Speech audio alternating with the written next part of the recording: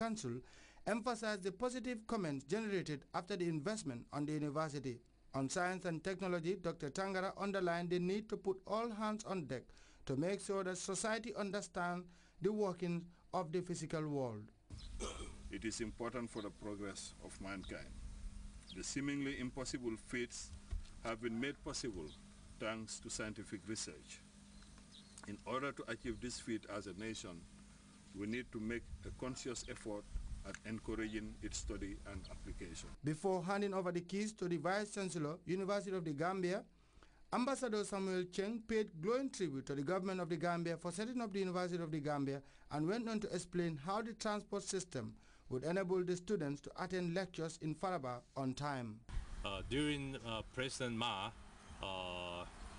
visit your country in April this year, before that, embassy reports His Excellency President Ma, and he knows that this is important, very needed in this university.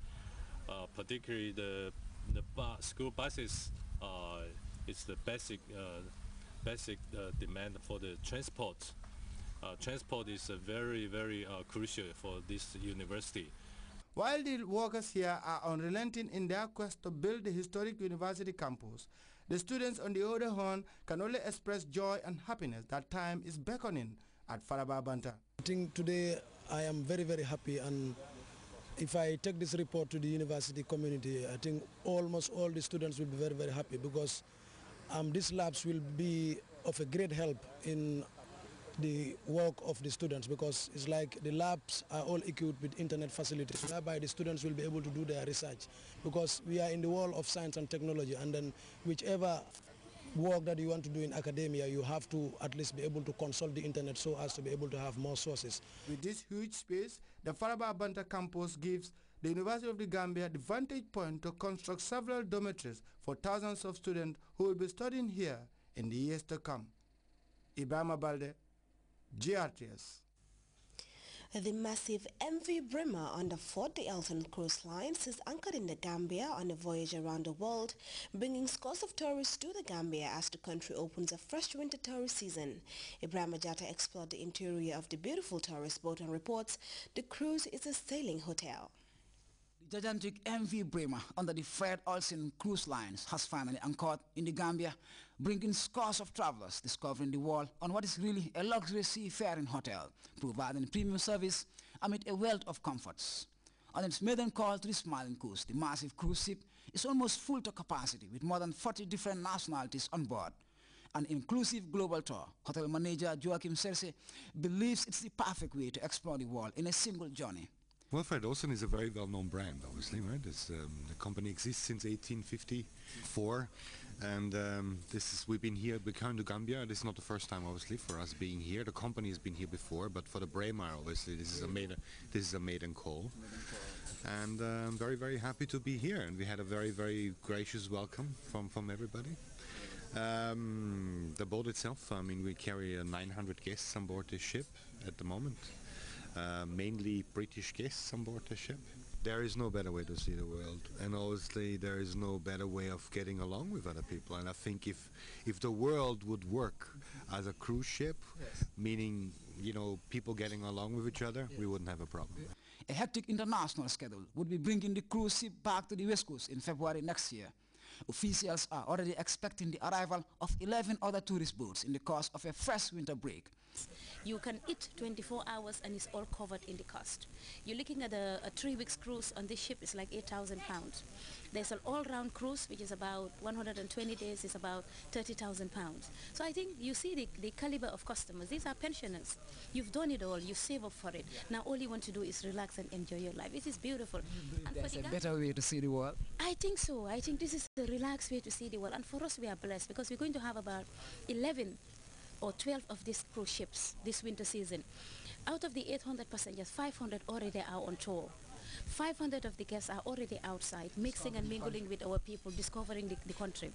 It's a world of its own, a sailing lodge with everything from sunlit swimming pools, well-equipped gyms to plush restaurants and cafes, offering first-rate service with an exceptional personal touch.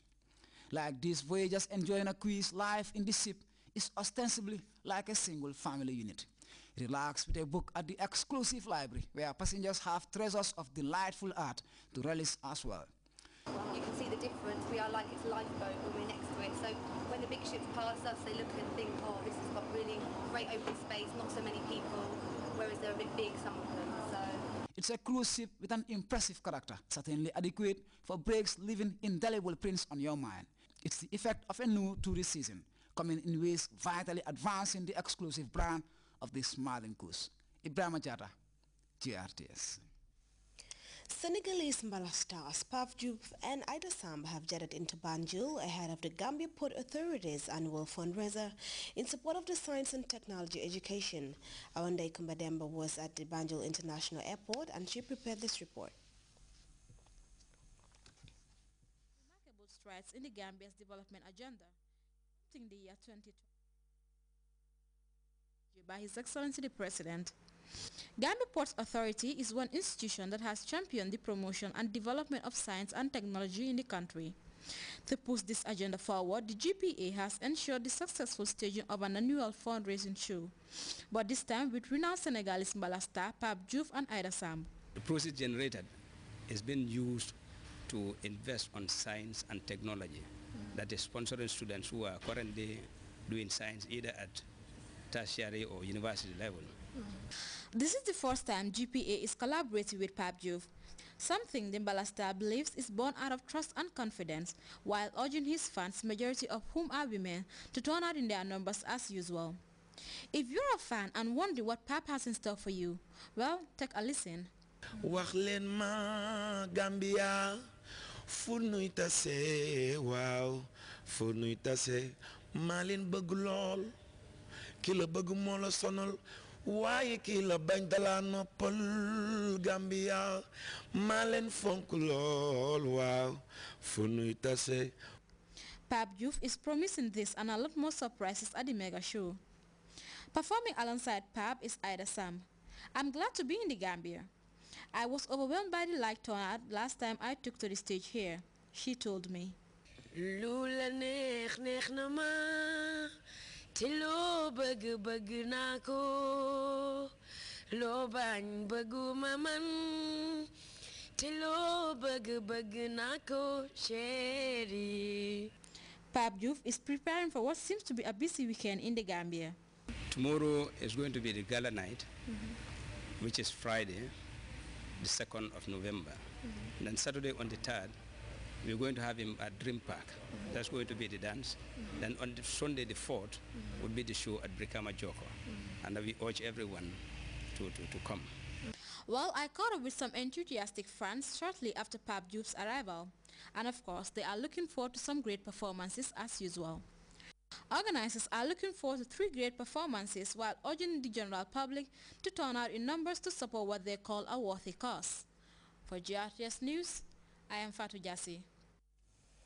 Well, that story was prepared by Ndeko Mademba, but voiced in our studios by Fatou Jassi.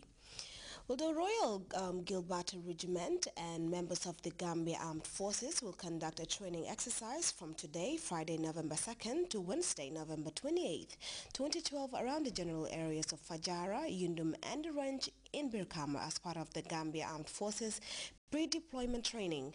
A media release from the Defense Headquarters informs the public that the training will involve the movement of troops and the use of blank and live ammunition, especially around the Rans Corporal Bojang Range in Birkama.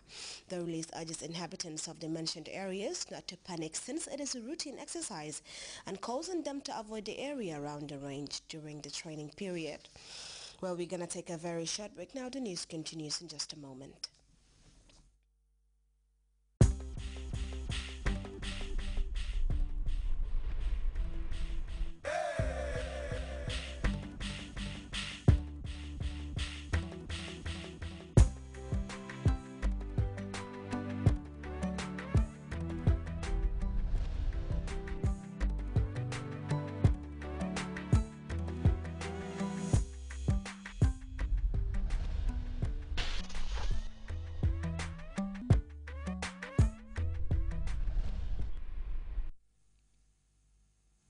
Welcome back to GRTS News. A new report by the rights group Amnesty International says Nigeria's government should do more to protect its people from the Islamic